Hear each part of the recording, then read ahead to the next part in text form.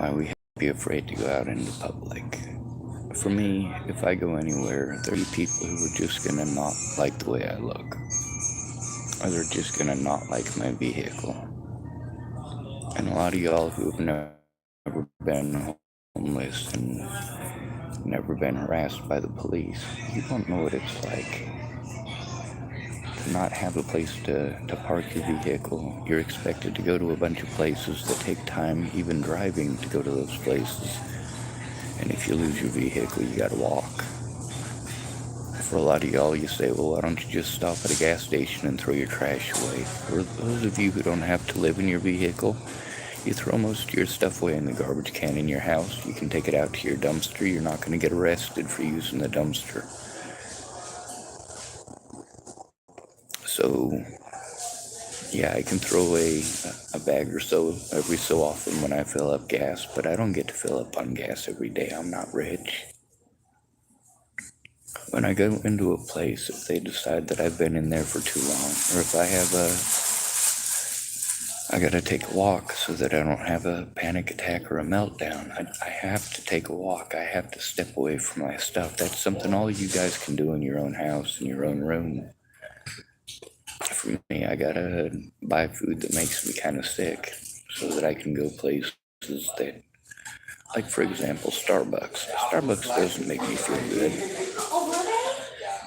None of their food makes me feel good. It's all pretty gross. But for me to jump through all the hoops that I have to go through to get the help that I'm supposed to get if I jump through these hoops, it's impossible alone because you get blown off. You're mentally ill, right? If you've ever had depression, you're mentally ill and your predators can get away with it just because you go in alone. You say, oh, well, don't be an idiot, don't go in alone. Well, you know what happens when you do that?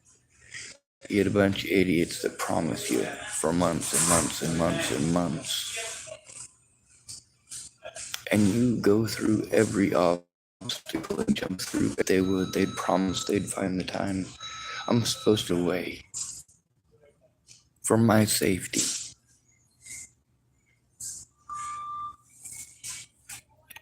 And all just wanted to argue about that or say, oh, well, you know, I'm too busy. I'll do it eventually, right? You guys wonder why I'm angry at all these people? Well, I thought this person did this and that person did that. Did they really? A lot of people promised me that they would do things. And yeah, I spoke out that these people were gonna do these things. When they didn't follow through, that ain't my fault. When they claim that they did something and the police tell me the opposite, well, we need to get this cleared up. Who lied to me, the police or Mandy Hughes? Who lied to me, the police or Kayla Trujillo? Maybe you should ask them.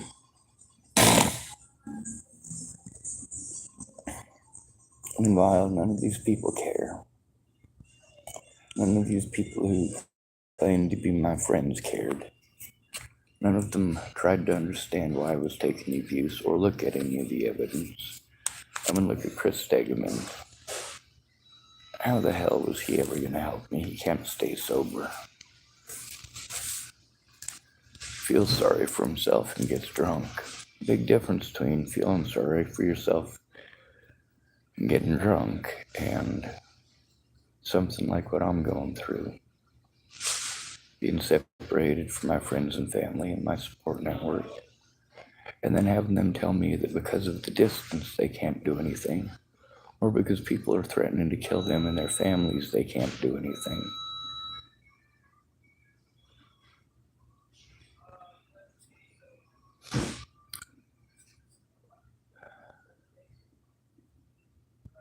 You know what? If you didn't want your friends and family being threatened, maybe you should have followed through.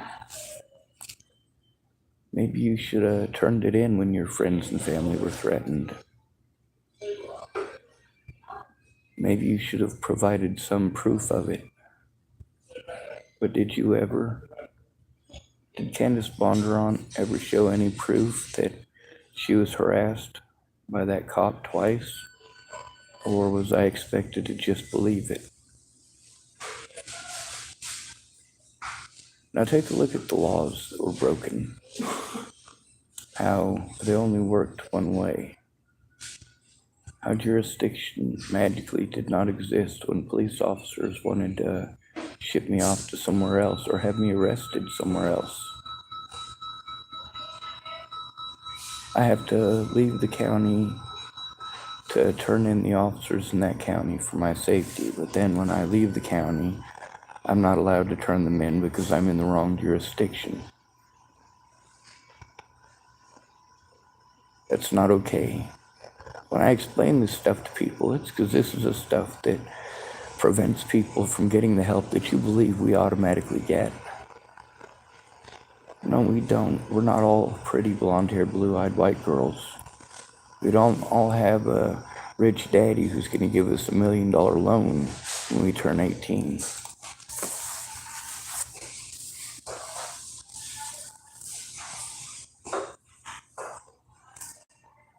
It's exhausting jumping through all the hoops that other people want me to jump through in order to get the help I need, and then they don't help me the way that I need.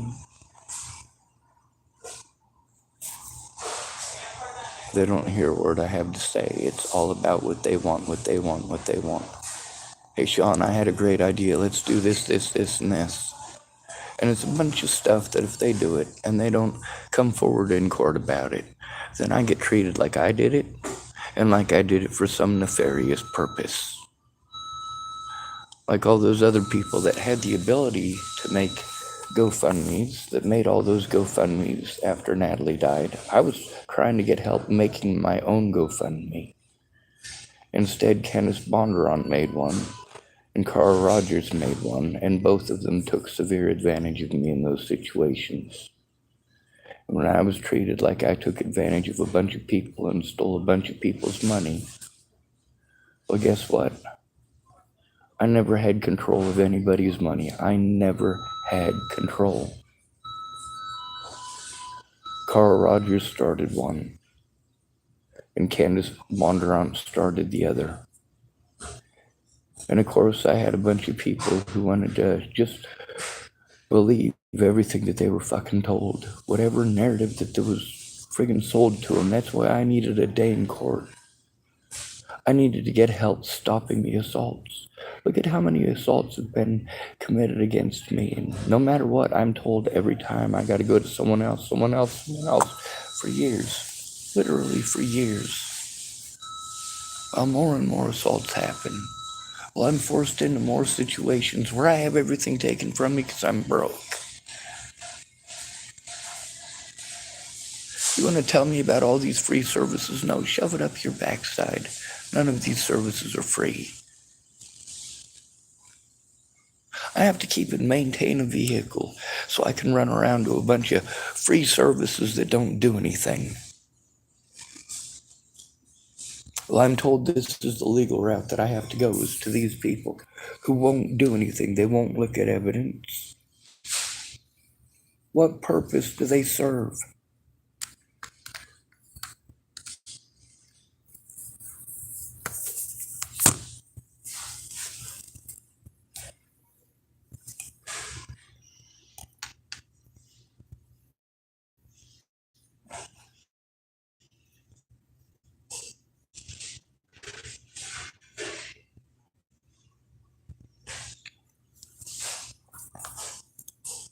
When Brandon Ratner's brother disappeared, how long did it take for me to start looking for him? It happened immediately, didn't it? How about when Alicia Bollinger disappeared? Not once, not twice, but 3 separate occasions. How about when Natalie Bollinger disappeared? What did I do? What did I do when Sarah Rubiolo disappeared? What did I do when Hannah Pendergrast disappeared? I did the right thing because it's the right thing to do. I helped to find them. Nearly all of those people were found alive, by the way. Natalie was found dead. Selena Not Afraid was found dead. There are a few people that I knew that were found dead.